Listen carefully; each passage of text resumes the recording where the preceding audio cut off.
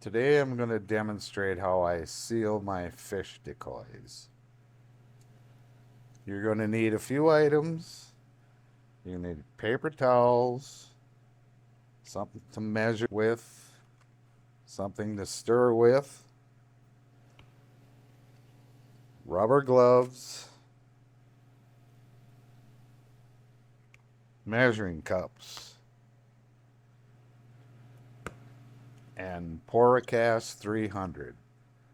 I've been using this for years and it seals the wood up tight. Okay, let's get started. The fish decoy is all ready to go. It's weighted, all sanded up.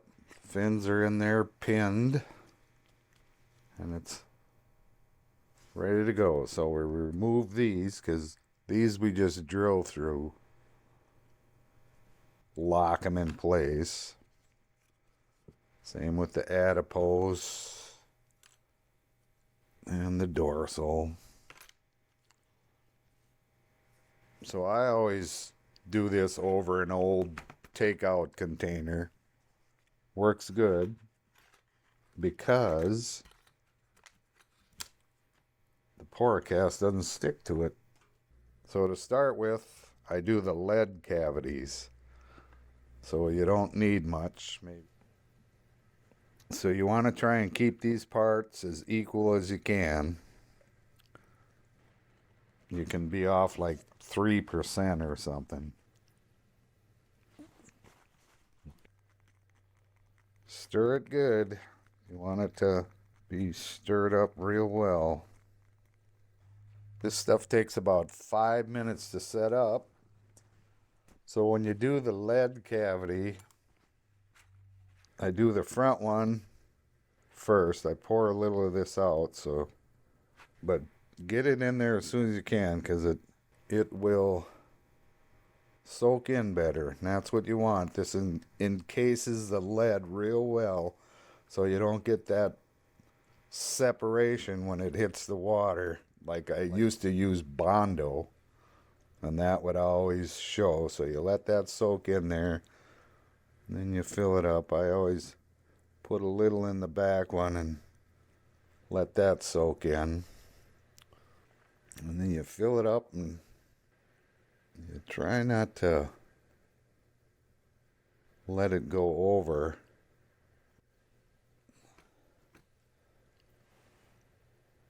Until it starts getting a little thicker. You can tell in the cup it'll start slowing down. And then it's like you build it up and try not to break what would be like the water tension. So it just goes over the hole, but it doesn't spill over the hole. And that helps if it's a little thicker. Like I said, it takes about 5 minutes to set up. And naturally it gets a little thicker.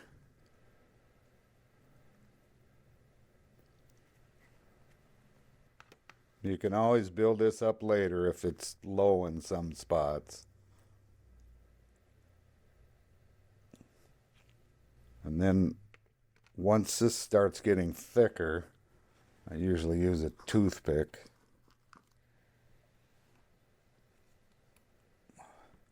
Where I can fill the back one in because they're usually not level to each other, but once I pour a little in to begin with so it soaks in, but then I use the thicker stuff to build it up. And that way you're not having the front lead hole spill out. And you can also get these where I pinned them. These can be tricky because they tend to get water or air bubbles in them.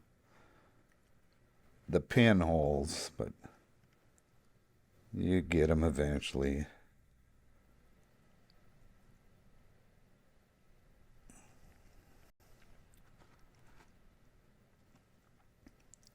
If it looks like it's not going to cover, you can put some more on top of it with the stuff you poured in the basket here. And there you have the lead holes filled in. So once it gets stiff enough, you can set it aside. I do these in steps so I don't have to rush and get it so you can clean it up a little more in the process so you don't have to grind it and sand it off later. So now I'm going to put the eyes in.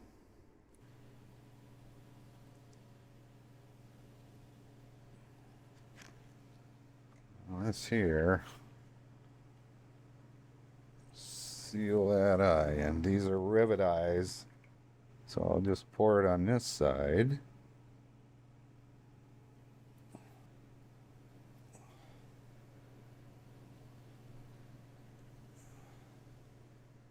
Looks good.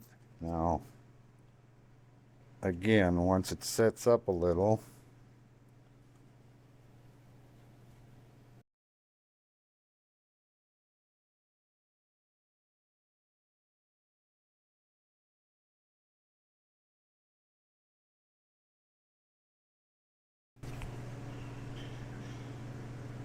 get them in where you want them. And I go around the edges with this, fill in any gaps.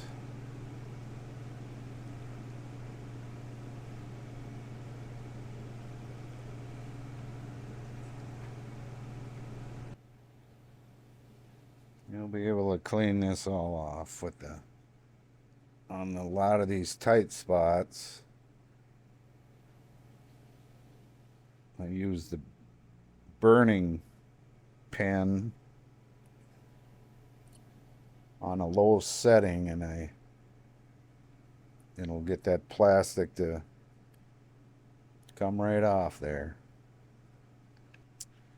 Well, there you have that, and now you got this going, you can fill these gaps in on the fins. These are all pins, so it's just filling the gaps. It's not holding anything.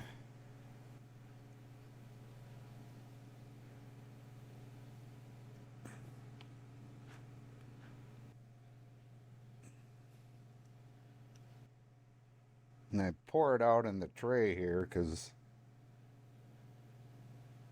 the less volume you have, the less heat it generates while it's setting up. So you got more working time.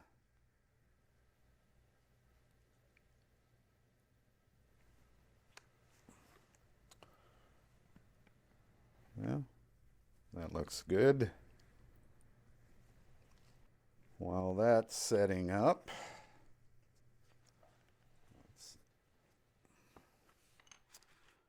now the next move,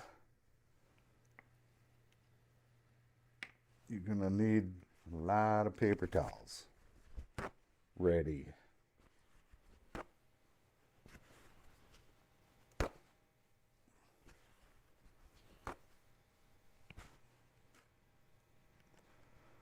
This part you have to work a little faster.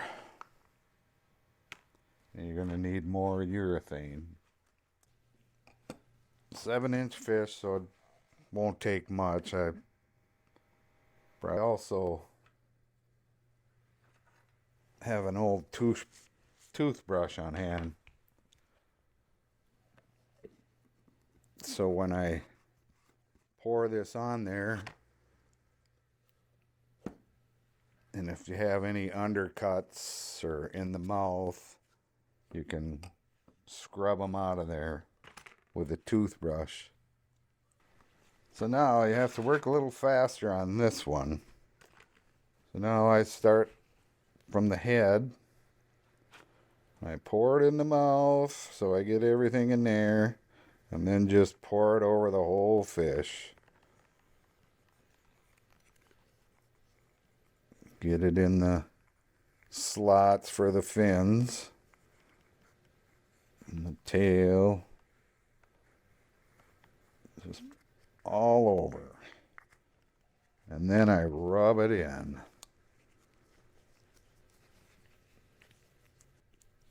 And then I rub it off.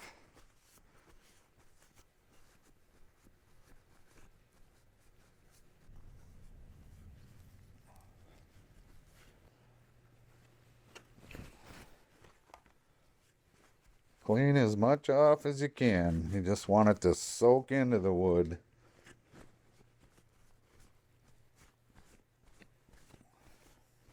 And then you take your fins and fill them up with the stuff that dripped off. Usually wipe most of this off, and if there's a gap, you can go back and fill it in.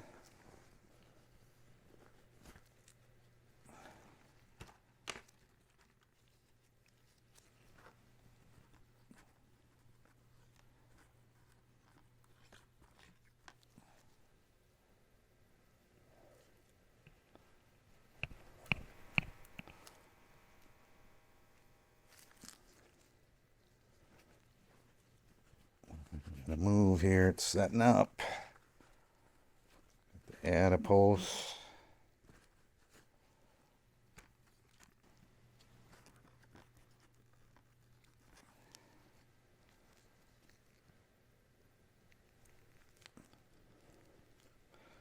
Clean as much off as you can.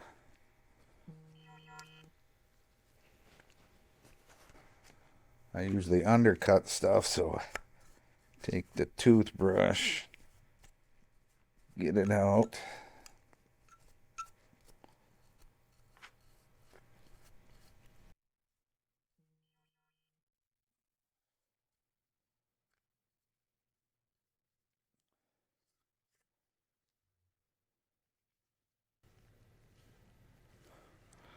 And there you have it.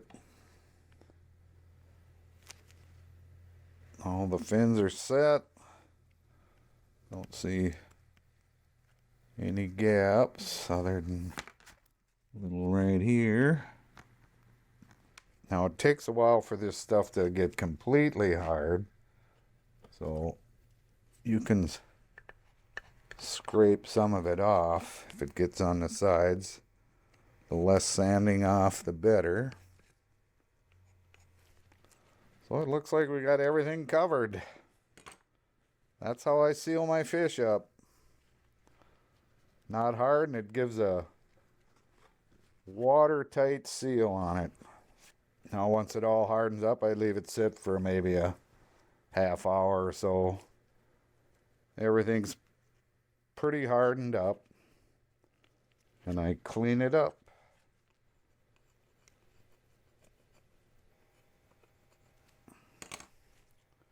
And there you have it.